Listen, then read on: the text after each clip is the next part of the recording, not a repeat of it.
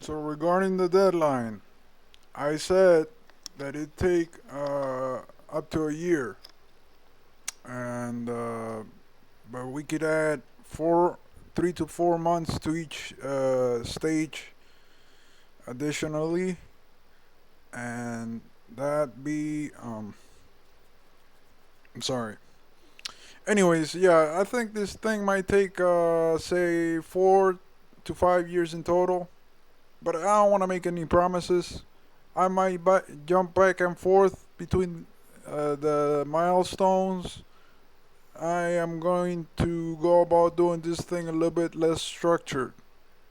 Anyways, thank you to my loyal subscribers for staying tuned.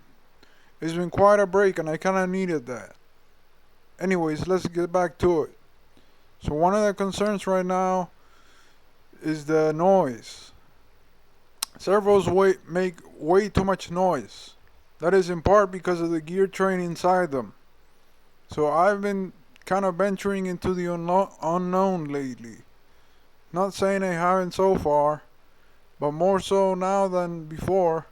And that is okay because as far as this project is concerned, with the goals it set out, if we play it safe, we're not going to achieve what we want. And that's going to be an ongoing thing throughout this project. I'll propose and do things that sound downright silly and impractical, such as the robot waifu walking towards your bed. I hope as time goes on, people will stop second guessing me. I am not sure how I'm gonna go about doing things, but trust me, I do have a rough idea. Now let's get to the subject at hand: the robot eyes. In order to make the robot eyes quiet, I'll rely on two things: electromagnets and joints. Here's a picture of three joints that are related to what I'm doing: the knuckle joint, the universal joint, and the ball and socket joint. The universal and ball and socket joint allow for 2 degrees of freedom, uh, and that's a good thing. And that's good enough for the eyes, unless it was necessary for the her eyes to go backwards. I'd also like to mention that you can ignore the critics that are just there to criticize and offer no help in any way, shape or form. Trust me, the voltage divider is good enough for the GPIO pins. Anyways, let's get to it. And here we are with the real life model prototype. And as you can see, you can turn from side to side and up and down. So it has 2 degrees of freedom. Uh, there's yaw, pitch, and roll. Um, rather not say which of those it is because I get them mixed up often, and I want to have somebody fact check me on that. So I'm just gonna leave. I'm just gonna say it has 2 degrees of freedom of movement. Anyways, what I wanted to test was whether putting it on the platform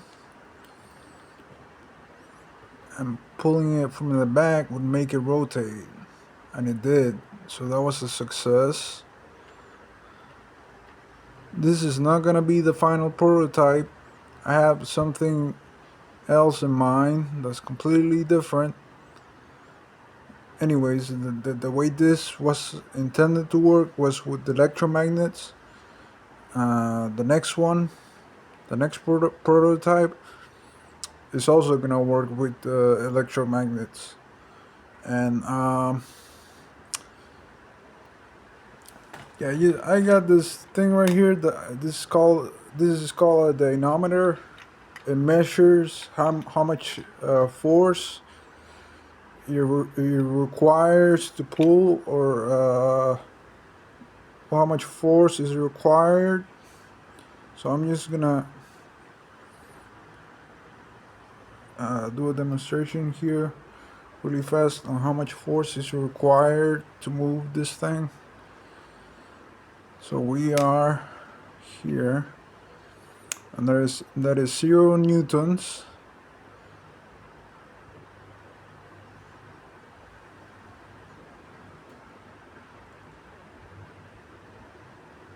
So like a fraction of a newton.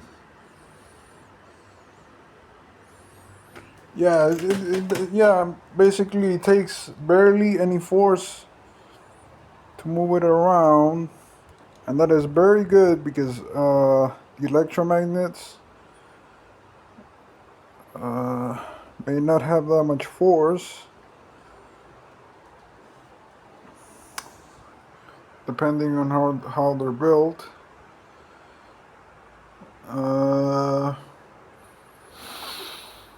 Yeah, so for the electromagnet, I am aware that it's supposed to be iron, ferrite, and not stainless steel. However, I went ahead and well, I had this laying around, so I figured I'd use this instead for now. It's wrapped in magnetic wire around 100 times. I'm gonna show a clip of it working up next. It's gonna be a short clip. As you can see, I had to scrape off the enamel from the ends. I had to light up the enamel with the lighter and then scrape it off with the sandpaper. Because if you do not scrape off the enamel, then the electricity won't won't flow through the cable. And what that means also, what that means is that if you touch the enamel and there's current, electricity flowing through it, you won't get shocked. So it's not necessarily a bad thing. What else? Yeah, I'm gonna roll the clip. Oh, also for the electromagnet, I got it to lift up this washer here, like 7 millimeters from the table, and that was good. But the results of this thing have been very inconsistent. Like sometimes it works, sometimes it works differently, and I don't like that. So yeah, I would definitely like to get a hold of some iron, some ferritic material that is not stainless steel to do this properly.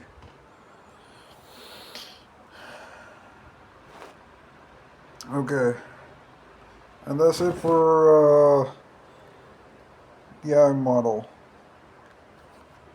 So here you can see the electromagnet and me holding it, the battery with the kitchen mitten. See the last shot, it pulls the washer right off the table. And to conclude this video, here's the model of what I have planned up next.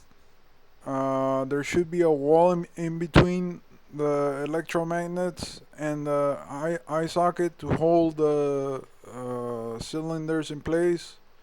But yeah, it's a rough idea of how it's gonna work.